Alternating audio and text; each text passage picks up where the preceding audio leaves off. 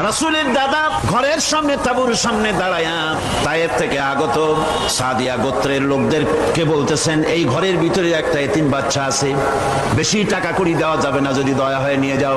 গরিব মানুষ, এতিম মানুষ দেখে শুনে কেউ আর নিতে চায় না। সবশেষে এলেন ভাগ্যবতী মেয়ে, ভাগ্যবতী মহিলা হযরতে হালিমাতুস সাদিয়া। তিনি এসেছেন, কোনো ছেলে পেলে পায় নাই, সকলের শেষে তিনি এসেছেন। আব্দুল মুত্তালিব বলছেন, এই ঘরের মধ্যে একটা এতিম বাচ্চা আছে, দয়া হলে নিয়ে যেতে পারো। তিনি স্বামীর সঙ্গে পরামর্শ করলেন, এরপরে বললেন, যদি দেখতে অন্তত ভালো হয়, মন যদি ভালো লাগে নিয়ে যাব, একেবারে খালি হাতে ফিরে যাওয়ার চাইতে তো ভালো। হযরতে হালিমা বলেন, আমি ঘরের মধ্যে প্রবেশ করলাম, মা আমিনার কোল থেকে শিশু মুহাম্মদ সাল্লাল্লাহু আলাইহি ওয়াসাল্লামকে যখন আমি কোলে নিলাম, আমি হুজুরের চেহারার দিকে নজর করে দেখলাম, আমার কাছে মনে হলো যেন পূর্ণিমার চাঁদটা আমার কোলে ধরা দিয়েছে। রাসূল কি শিশু মুহাম্মদ সাল্লাল্লাহু আলাইহি ওয়াসাল্লাম কি যখন নিয়ে বাড়ির দিকে রওনা হলাম, যে গাধা আমার সকলের পেছনে এসেছে, সেই গাধা এখন সকলের আগে ছুটে চলে যায়। এরপরে বাড়ি যখন নিয়ে গেলাম, কুয়ায় পানি বাড়লো, গাছে ফসল বাড়লো, খেজুর গাছে খেজুর বাড়তে লাগলো, জমিনে ফলন বেড়ে গেল। রাসূলের দুধ বোন সাইমা রাসূলকে নিয়ে মুহাম্মদ সাল্লাল্লাহু আলাইহি ওয়াসাল্লাম তাকে দোলনা নিয়ে দোল দিতেছে। কি আশ্চর্য অবস্থা! সাইমা তাকে দোল দিচ্ছে আর বলতেছে, বেঁচে থাকুক মুহাম্মদ সাল্লাল্লাহু আলাইহি ওয়াসাল্লাম, সে দীর্ঘজীবী হোক। কবি লিখতেছেন, কি আশ্চর্য কথা! বেদুইন বালিকা কারে নিয়ে দোল দেয় সে কি তা জানে? বিশ্বনবী মুহাম্মদ রাসূলুল্লাহ সাল্লাল্লাহু আলাইহি ওয়াসাল্লাম এভাবে এতিম অবস্থায় জীবন তার শুরু হলো। যখন তিনি ফিরে এলেন 6 বছর বয়সের সময়, যখন মায়ের কাছে তিনি ফিরে এসেছেন, প্রতিদিন তিনি খেলা দেখতে যান ময়দানে।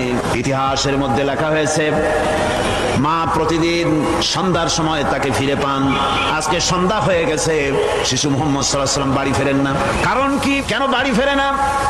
সন্ধ্যার দিকে তিনি চলে গিয়েছেন পাহাড়িয়া ময়দানে, যে দেখেন ধুধু করতেছে, চতুর্দিকে সন্ধ্যা হয়ে গেছে, অন্ধকার হয়ে গেছে, কোনো ছেলে পেলে নাই, কেউ নাই। পাহাড়ের পাদদেশে বসে শিশু মুহাম্মদ সাল্লাল্লাহু আলাইহি ওয়াসাল্লাম কাঁদতেছেন। মা প্রশ্ন করলেন, বাবারে সন্ধ্যা উত্তীর্ণ হয়ে গেল, কেন একা একা বসে বসে কাঁদো? তিনি বলছেন, মাজি আজ কদিন খেলা দেখতে আসলাম ময়দানে, প্রতিদিন দেখি যখন সন্ধ্যা হয়ে যায়, মুরব্বী শ্রেণীর কিছু লোক আসে, ছেলেকে নাম ধরে ডাক দেয়, ছেলেরা দৌড়ে তারা বাবার কাছে চলে যায়, আর বাবা ছেলেকে করে নিয়ে মুখে চুমা দিয়ে বাড়ির দিকে নিয়ে যায়। আমি আজ কদিন পর্যন্ত এই ময়দানে এলাম, কোনোদিন সন্ধ্যা বেলায় তো কেউ এসে আমাকে মুহাম্মদ বলে একটা ডাক দিল না। আমার আব্বা কি নাই? আল্লাহ রাব্বুল আলামিন বলেন, আলাম ইয়াজিদকা ইয়াতীমান ফাওয়া। এরকম এতিম অবস্থায় পেয়ে আমি কি আপনাকে আশ্রয় দেই নাই? আপনাকে আমি পেয়েছি এতিম অবস্থায়, এরপরে আমি আপনারে আশ্রয় দিলাম। ওয়া ওয়াজাদাকা দাল্লান ফাহাদা। এরপরে আমি আপনাকে পথ হারা পেলাম, আমি আপনাকে পথের দিশা দিয়া দিলাম। ওয়া ওয়াজাদাকা আইলান ফাআগনা।